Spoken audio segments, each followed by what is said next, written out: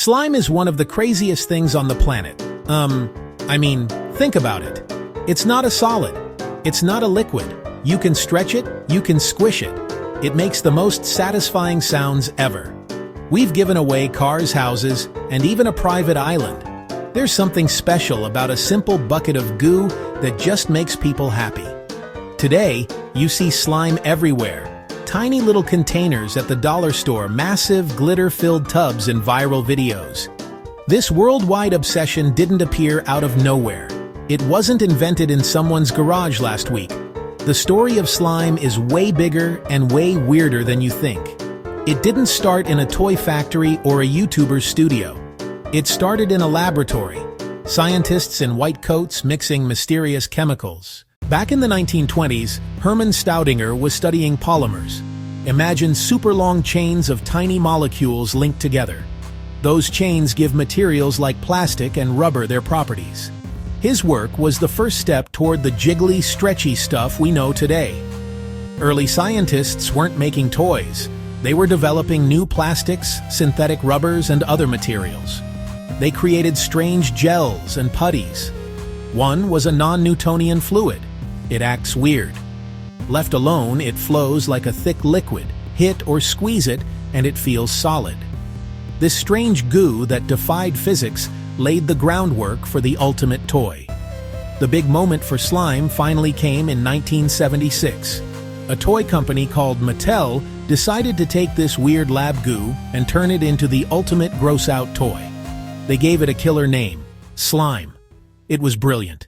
They dyed it a shocking radioactive green and sold it in a tiny green plastic trash can. It was cold, it was gooey, and it was unlike any other toy on the shelves. Kids went absolutely crazy for it. They had never seen anything like it before, and the feeling of plunging your hands into that cold, jiggly goo was an unforgettable experience. Of course, not everyone was a fan. Parents were a little freaked out by this strange, messy substance. It got stuck in carpets. It stained furniture. Nobody knew exactly what it was made of. But that only made it cooler for kids. It was a rebel toy. The fact that it was sold in a trash can was a genius marketing move, telling kids that this was something messy, gross, and totally fun. Mattel's slime wasn't just a toy. It was an event. It became a massive hit, and for the first time, slime had officially entered pop culture, crawling out of the lab and straight into toy chests everywhere. After the initial toy craze, slime faded a bit, but it never truly went away. The real magic happened when people figured out they didn't need a toy company to make it for them. They could create it themselves, right in their own kitchens. The secret was a simple, two-part recipe that unlocked endless possibilities. Glue and borax. Glue borax. That's it. That's the core of the slime revolution. Regular old white school glue is filled with a polymer called polyvinyl acetate, PVA. It's basically long, slippery molecule chains. Borax is the magic key. Borax is a common household cleaning powder. Dissolve a little in water and it makes borate ions. Those borate ions mix with glue and act like tiny bridges, linking the polymer chains. This cross-linking transforms runny glue into thick, stretchy slime. Cut to close-up hands mixing glue and clear activator in a colorful bowl. Slime forms. It's a real-life kitchen chemistry experiment. People learned borax must be handled carefully. It's a cleaning chemical and too much can irritate skin. The community found safer alternatives.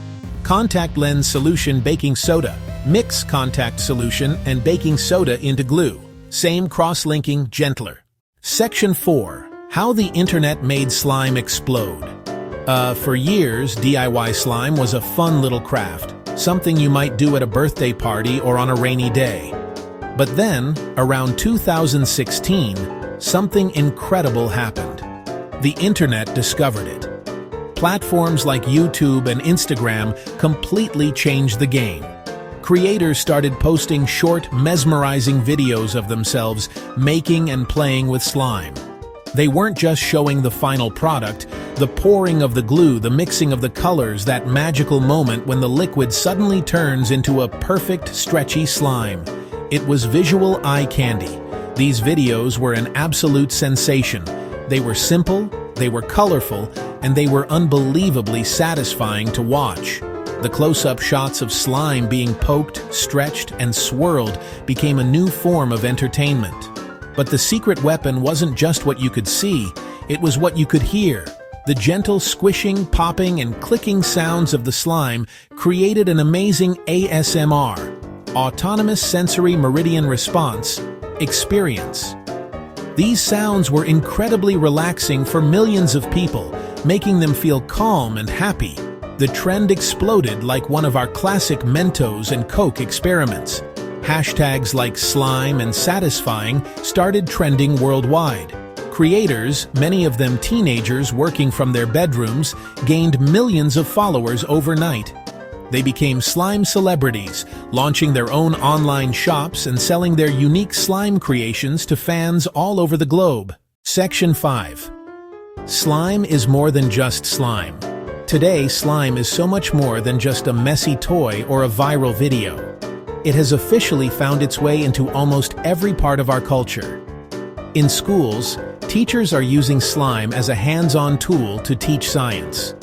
When students mix glue and an activator, they aren't just making a mess, they are witnessing a chemical reaction in real time. They can see and feel how polymers work, making an abstract scientific concept like cross-linking tangible and fun.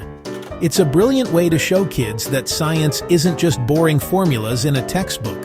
It's something you can create with your own hands. Beyond the classroom, slime has become a legitimate form of art and craft. The slime community is incredibly creative, treating their creations like masterpieces. For example, in Japanese craft culture, there's a huge emphasis on kawaii, or cuteness, and this has heavily influenced slime design. Creators make elaborate DIY clay slimes where you get a base slime and a beautifully sculpted clay piece, like a tiny cake or an animal, to mix into it. The act of squishing the perfect clay sculpture into the smooth slime is part of the satisfying experience. It's a form of interactive art that is both beautiful and fun. The love for slime also comes down to its powerful sensory benefits. For many people, both kids and adults, playing with slime is an amazing way to relax and de-stress. The repetitive motions of stretching, squishing, and folding the slime can be incredibly calming, helping to reduce anxiety and improve focus. It gives your hands something to do, allowing your mind to unwind. In a world that is so fast-paced and digital, having something physical and satisfying to focus on can be a huge relief. It's simple, it's accessible, and it just feels good. So, from a secret lab experiment to a global internet sensation, the journey of slime is an epic story of science, creativity, and community. It shows us that sometimes the simplest ideas can be the most powerful. It proves that play is an essential part of learning, and that even a weird bucket of goo can bring millions of people together.